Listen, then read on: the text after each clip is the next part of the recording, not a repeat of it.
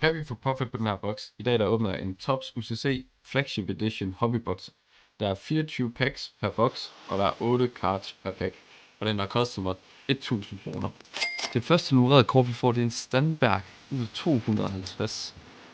Så der har vi en Jeremy Frimpong, som åbner til en Weston McKennie også ud af 250. Her får vi en Holland, dog ikke nummereret. Men vi får en Lapotka ud af 75 lige efter ham. Her får vi en Dual Team of the Season Insert og 8-bit kort.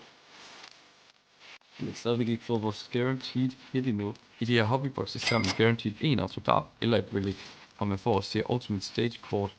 Og her får vi Ultimate Stage Estevao Rookie kort, som er virkelig fedt. Og en Ultimate Stage Alphonso Davies ud af 199. Og inden jeg viser jer det helt store hit, så vær sikker på, at I subscriber og liker den her video. Og vi får en Cody Gakpo Relic ud af 150, hvilket er et virkelig fedt kort.